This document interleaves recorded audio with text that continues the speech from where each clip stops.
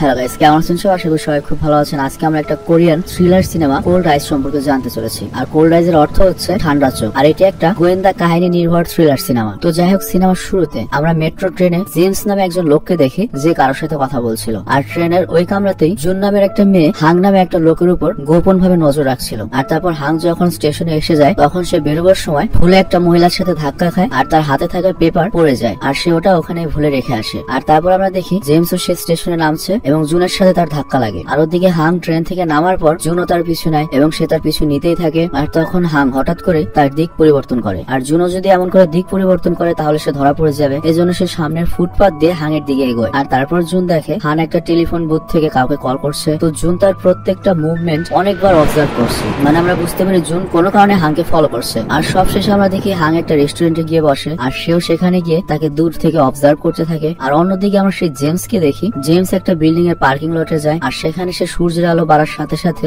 সামনের গাড়িতে একটা বোমা ফিট করে। আর সূর্যের আলো বাড়ার অপেক্ষা করার কারণ হচ্ছে এটাই যাতে সূর্যের আলো সিসিটিভিতে পড়ে আর সিসিটিভি অতিরিক্ত আলোতে ব্লক হয়ে যায়। এরপর জেমস একটা বিল্ডিং এর ছাদে যায় আর নিচে তার বাকি সাথীদের উপর নজর রাখতে থাকে। অ্যাকচুয়ালি আজকে তাদের ব্যাংক লুট করার প্ল্যান ছিল। আর আমরা বুঝতে পারি জেমস হচ্ছে একটা গ্যাং বা মাফিয়া। তো এরপর জেমস এর অর্ডারে বোম ব্লাস্ট হয় অন্য একটা বিল্ডিং এ যেখানে তারা বোম রেখেছিল। তো সবার খেয়াল তখন ওই বিল্ডিং এর আগুনের উপর যায়। আর এই সুযোগে জেমস তার সাথীদের কাজ শুরু করতে বলে। আর আমরা দেখি তারা ব্যাংকের ভেতরে ঢুকে সবার আগে সিসিটিভি ক্যামেরা বন্ধ করে দেয়। আর তাদের হাতে খুবই সীমিত সময় ছিল, সেজন্য ওইটুকু সময়ের মধ্যে তারা যত পারে চুরি করতে থাকে, কারণ খুব শীঘ্রই সেখানে পুলিশ পৌঁছে যাবে। আর আমরা দেখি পুলিশ অলরেডি পৌঁছে যাওয়ার সময় হয়ে গিয়েছে, তাদের পালানোর সময়ও শেষ। তো তখন তাদের মধ্যে থেকে একজন অতি লোভে আরো টাকা তার ব্যাগে ভরতে থাকে আর তাদের মিশনকে একটা রিস্কে ফেলে দেয়। কিন্তু তারপরেও কোনোভাবে তারা বাইরে বের হতে পারে। কিন্তু ওই লোকটার অতি লোভের কারণে পুলিশ তাদের পেছনে লেগে যায়। আর তখন আমরা দেখি পুলিশকে আটকানোর জন্য তাদের এক সাথী একটা ট্রাক মাঝখানে আনে আর তারপর নিজে কোনোভাবে সেখান থেকে পালিয়ে যায়। আর তারপর আমরা দেখি হাং গিয়ে জুনের টেবিলে বসে পড়ে আর জুন সেখান থেকে চলে যেতে চায়, কিন্তু হাং তাকে ধরে নিচে ফেলে আর বলে, তুমি এতক্ষণ ধরে আমার পিছু কেন নিয়েছো? আমি তোমাকে গতকালে দেখেছি আমাকে ফলো করছিলে। আর তারপর পরিচয় দেয়, আমি একজন special crime officer, officer Hang. আসলে এটা জুনের ইন্টারভিউ চলছিল, কারণ জুনও ক্রাইম ব্রাঞ্চে সিআইডি বা গোয়েন্দা হিসেবে জয়েন করতে চাইছে। আর তার অ্যাসাইনমেন্ট ছিল হাং এর পিছু নিতে হবে, তবে তার কাছে ধরা পড়া যাবে না। তো এরপর হাং জিজ্ঞেস করে, বলো আজকে আমি কি কি করেছি,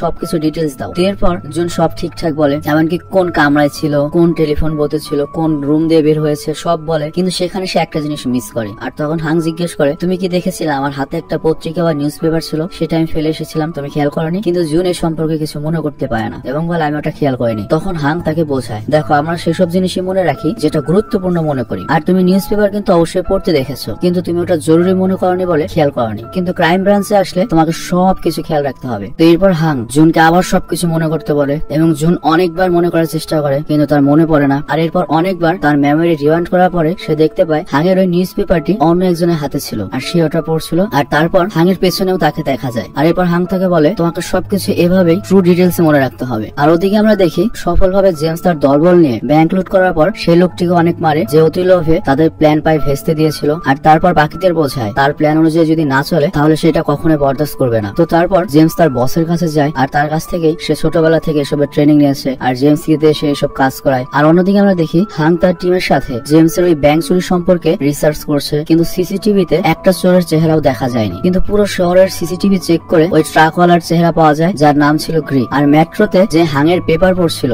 সেও কিন্তু হাঙের সদস্য ছিল। আর তাকে আমরা এখানে দেখি এবং তারা সবাই মিলে নিজেদের মিশনে লেগে যায়। আর তারপর তারা সেই এরিয়ায় নিজেদের রাস্তা পরিবর্তন করে গ্রিকে খুঁজতে লাগে, কারণ তাদের কাছে একমাত্র গ্রির চেহারা রয়েছে, ওকে ধরা গেলে বাকি সবাইকে ধরা যাবে। কিন্তু সন্ধ্যা লেগে যায়, এখনো গ্রির কোনো খোঁজ পাওয়া যায় না। আর তখন জুন গ্রিকে দেখতে পায় আর সবাই তার পিছু নেয়, কিন্তু পরে দেখা যায় ওটা গ্রির মতো ছিল, ওটা গ্রি ছিল না। আর তারপর হাং জুনকে বোঝায়, এত তাড়াহুড়ো করো না, আজ তোমার প্রথম দিন, তবে কাজের সময় এরকম ভুল হতেই পারে, এটা সাধারণ ব্যাপার। আর এরপর আমরা দেখি জেমস তার মাস্টারের সাথে দেখা করে এবং তাদের মাস্টার তাদেরকে আরো একটা চুরির প্ল্যান বলে। আর ওই চুরি ভালো মতোই হয়, কিন্তু সামনের বিল্ডিং থেকে একটা লোক জেমসের দিকে দেখছিল আর জেমস সেটা দেখে আর তখনই তার কাছে গিয়ে তাকে মেরে ফেলে। আর এদিকে জুন যখন ওয়াশরুম থেকে ফিরে আসছে তখন একটা বাড়িতে সে প্রবলেম দেখে, মানে ওই বাড়িতে ডাকাত ঢুকেছে। আর সে বলে, আমি কি গিয়ে ওদের অ্যারেস্ট করবো? কিন্তু হাং বলে, না তুমি ওখানে যেতে পারো না, কারণ আমরা হচ্ছে গোয়েন্দা, আমরা কখনোই আমাদের রিভিল করতে পারি না। তুমি যদি ওখানে যাও তাহলে সবাই জেনে যাবে তুমি পুলিশের লোক। কিন্তু তারপর আমরা দেখি সন্ত্রাসীরা প্রায় ওই বাড়ির লোককে মেরেই ফেলবে। তখন জুন বাধ্য হয়ে ওই পরিবারকে সহায়তা করতে চলে যায় আর জুন ওই দুই লোককে অনেক মারে। আর তখনই সেখানে পুলিশও চলে আসে, কিন্তু হাং তাকে সাথে করে নিয়ে যায় এবং তাকে অনেক ধমকায় এবং বলে,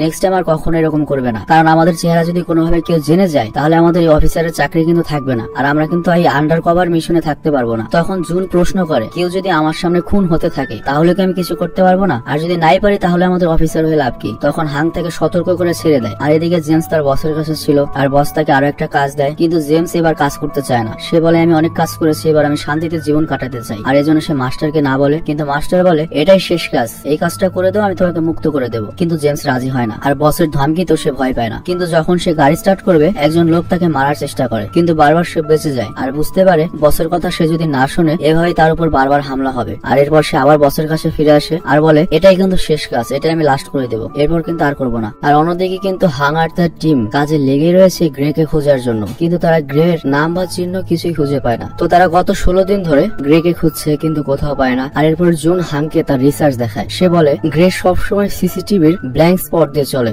মানে যে জায়গায় সিসি ক্যামেরা নেই সেসব জায়গা দিয়ে চলে। আর ওই দিন যদি কোনোভাবে ওই জায়গাটিতে ওর পুলিশের গাড়ি না থামাতে হতো তাহলে আমরা ওকে ক্যামেরায় পেতাম না এবং ওকে চিনতেও পারতাম না। আর ও যদি ওই এরিয়া থেকে বের হতো তাহলে কোনো না কোনো সিসি ক্যামেরা অবশ্যই পড়তো, তার মানে ওই এরিয়ার মধ্যে আছে যেখানে সিসি ক্যামেরা নেই। তো হাং তার ট্যালেন্ট দেখে ইমপ্রেস হয়ে যায়, আর তারা যেখানে ওই ট্রাকটি পুলিশদের উপর অ্যাটাক করেছিল সেখানে আশেপাশে খুঁজতে থাকে। তো জুন শেষমেশ একটা লোককে দেখে যাকে দেখে 90% গ্রের মতো লাগছে পেছন থেকে, আর এখন শুধুমাত্র তার ফেস দেখে কনফার্ম হবার পালা। তো এরপর তারা সবাই ফেস দেখার জন্য পেছনে লেগে যায়, আর অনেক পিছনে হওয়ার পর গোয়েন্দাদের একজন মেম্বার সুপার মার্কেটে গিয়ে তার চেহারা দেখে ফেলে এবং কনফার্ম হয় সেটা গ্রেই ছিল। তো এরপর জুন তার পিছনে আর তার অ্যাপার্টমেন্ট পর্যন্ত পৌঁছায়, আর তার সাথে লিফটে ওঠে, আর তারপরে তার ব্যাগ থেকে কয়েন ফেলে আর উঠানোর বাহানা দিয়ে সে ফ্ল্যাট নাম্বারটি দেখে আসে, আর বাকি সবাইকে ফ্ল্যাট নাম্বার বলে দেয়। আর জুন চলে যাওয়ার পর চো নামে একজন গোয়েন্দাদের সদস্য আসে, সে লিফটের বাটন থেকে গ্রের ফিঙ্গারপ্রিন্ট নেয় আর তারপর ওই ফ্লোরে হিডেন ক্যামেরা লাগিয়ে দেয়। তো পরের দিন জুন জিজ্ঞেস করে হাংকে আমরা কেন গ্রেকে ধরছি না। তখন হাং বলে ওয়েট করো, কারণ ওর সাথে দেখা করতে ওর বাকি সাথীরাও কখনো না কখনো আসবে, আর এখন যদি ওকে আমরা ধরি ও কিছুই বলবে না, আর যখন ওর সাথীরা দেখা করতে আসবে তখন সবাইকে একসাথে ধরবো। তো এরপর হাং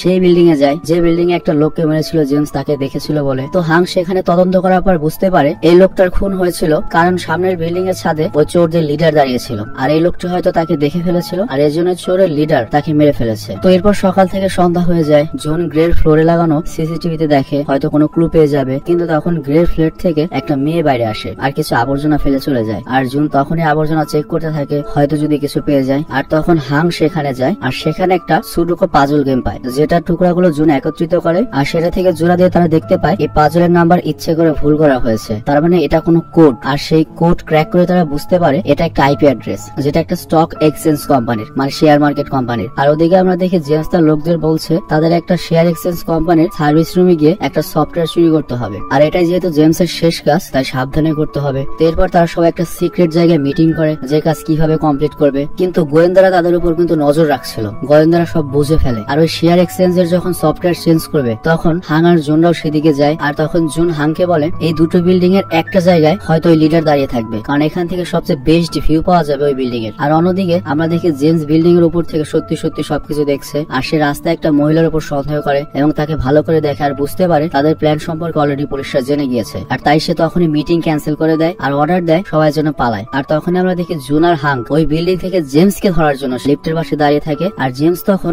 লিফট দিয়ে না নেমে সিঁড়ি দিয়ে দ্রুত নামছিল, আর আওয়াজ শুনে হাং সাইড হয়, কিন্তু হাং এর মুভমেন্টও জেমস লক্ষ্য করে, আর সে সিঁড়ির ওই রাস্তা ছেড়ে অন্য জায়গা দিয়ে ফার্স্ট ফ্লোরে চলে আসে এবং সেখানকার জানালা দিয়ে লাফ দিয়ে বাইরে চলে আসে। আর হাংও তার পিছু পিছু লাফ দেয় এবং তার পেছনে লেগে পড়ে। আর অন্যদিকে পুরো পুলিশ ফোর্স কিন্তু জেমসের বাকি লোকদের ধরার জন্য লেগে পড়ে এবং প্রত্যেকটা ট্রাফিক সিগন্যালে রেড লাইট অন করে দেওয়া হয় যাতে চোরেরা পালাতে না পারে। আর কোনোভাবে চোরদের পুলিশরা ঘিরে ফেলে, একটা গাড়ির পুরো লোক মারা যায়, আরেক গাড়ির লোকদের ধরে ফেলা হয়। আর তখন চোর এবং পুলিশদের মধ্যে ব্যাপক গোলাগুলি শুরু হয়, তবে সেখান থেকে দুজন কোন রকমে পালাতে সক্ষম হয় আর 4 জনকে ধরে ফেলা হয়। আর অন্যদিকে আমরা দেখি হাং আর জুন জেমসকে হারিয়ে ফেলে, তবে জেমসের শেষ লোকেশন ছিল একটা ব্রিজের কাছে। তো এরপর তারা সেখানে গিয়ে হেডকোয়ার্টারে কল করে সিসি ক্যামেরা চেক করার জন্য, আর জেমস তাদের প্ল্যান সম্পর্কে বুঝতে পারে, আর এর জন্য ওখানকার সব ফোন ট্র্যাক হতে পারে বলে সে ফোনের সুইচটা অফ করে ফেলে। কিন্তু সব শেষে তারা জেমসকে আবার খুঁজে পায়, আর তখন জেমসও হাংকে দেখে ফেলে আর মনে করে সে গোয়েন্দা হতে পারে, আর এর জন্য হাং জুনকে বলে তুমি ওর পিছু না, ও আমাকে চিনে ফেলেছে। তো এরপর আমরা দেখি জেমস জুন থেকে অনেক এগিয়ে গিয়েছে, আর এখন যদি